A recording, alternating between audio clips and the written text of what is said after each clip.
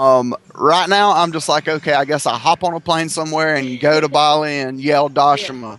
This will be my first time out of the country, so I can't wait. So Chris's story is really inspiring to me, and so are so many of the other stories. I'm going to be teaching some of the yoga fire dancing that I teach and that I perform. And yoga fire dancing for me began as a way for me to face my fears. I think everybody's a little bit afraid of fire, but for me, my mother, part of what ended her life was she was in a really big fire. So right after that, I started to do some of the yoga fire dancing practices in order to overcome my own fears of the fire. So, and also as a healing practice, it really helped me to heal my heart from losing my mother. And it's kind of like Anthony Robbins, the Firewalk, you know? You face your fears, but it's a little bit different because we're dancing with fire. So I teach the techniques, and so on this trip in Bali, all of us are going to be facing our fears of fire by doing some fire dancing practice. And I am sure that that's going to bring up some deep emotional fears, but also I'm looking forward to the breakthroughs that people are going to have as a result of this practice. So that's going to be an amazing aspect to the journey. And some of the other things that I think are going to be extraordinarily interesting for people is like visiting the Hindu temples. I think most people don't have a lot of understanding about the Hindu culture, and it's a huge religion. It's a huge culture. There's a billion people in the world that practice Hinduism. And not that I encourage people to practice Hinduism, and I myself am not a Hindu, but my name Dashama is the name of a Hindu goddess. So when I learned that, I started studying about Hindu culture, and it was really profound for me. Like goddess Dashama, she's a dispeller of adversity. So she's the one that they turn to in times of great catastrophic disasters, like when the tsunami hit.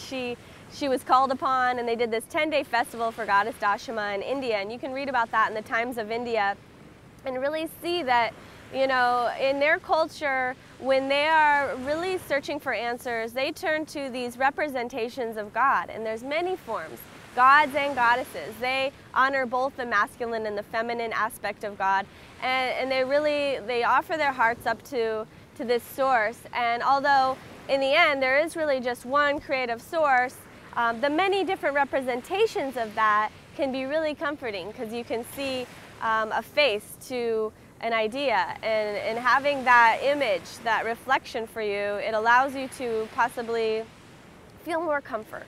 And I think in this world, when people turn to religion, that's really what they're looking for. They're looking for answers, they're looking for comfort and love and support, and all of that is available to everybody. And I think it'll be a really beautiful way to understand their culture a little bit better, and also to understand a little bit more about where the roots of yoga comes from. And so that's going to be really interesting, because I know some of the people joining us are devout Christians and maybe Jewish, and possibly even some Muslim people joining, and people very open-minded, metaphysical, all different types of people coming.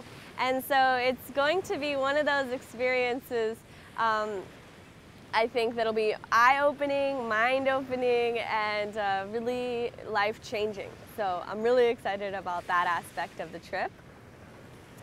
And another aspect of the trip I think that will make a big impact into people's lives is when we go into the orphanage. Myself, one of the things that really inspires me to do this part of the trip, in yoga we have a word called Savea. So Savea is a word that's like service, to go in, like do charity work, volunteerism. And this is something that's really drawing to my own heart. When I was a little girl, many things occurred on my journey, and one of the things that happened was I ended up in foster homes for 5 years, between the ages of 7 and 12. So I had a really profound experience with somewhat of an orphanage experience. I mean, they were smaller because it would be a person's home versus an orphanage where there would be like 30, 50 people or children.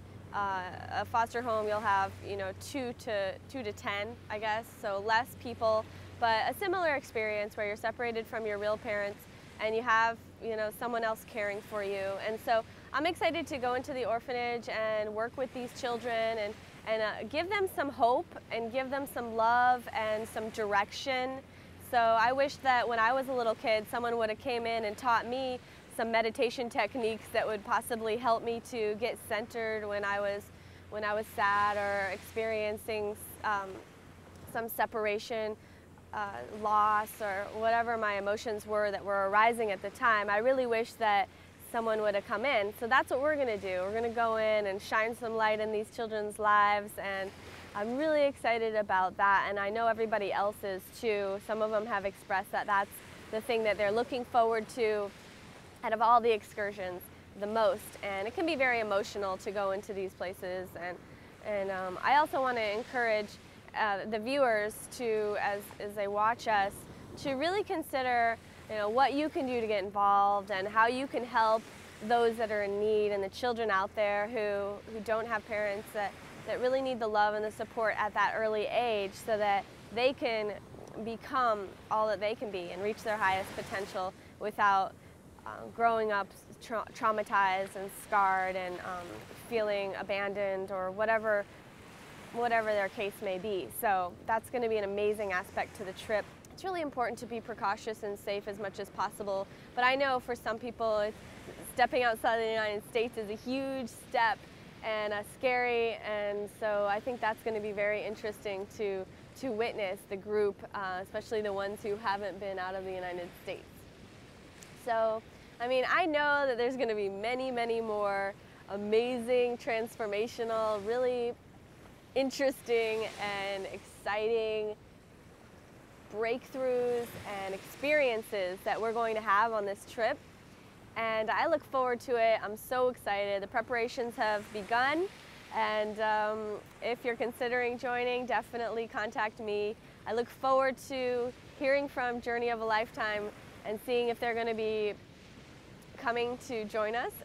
That will be able to impact lives around the world if it's seen, and that's what I'm excited about. I want to take our experience and share it with the world so that the people of the world can actually experience it along with us and benefit from our mistakes and our blessings and the things that we do right on the trip. And so that when they travel, and especially the young people of the world who haven't traveled before, when they go outside of the United States or out of their comfort zone and they go overseas, they'll have a little bit of direction and some inspiration, and hopefully have kind of like their journey of a lifetime and a breakthrough, amazing experience that it's meant to be. When we leave our comfort zone, we enter into the world of infinite possibilities and enter into the global village and the global culture of our human family. So I'm looking forward to Bali. I look forward to seeing you there. Have a beautiful day. It's my last day in Hawaii. I'm here on the North Shore beach in Oahu.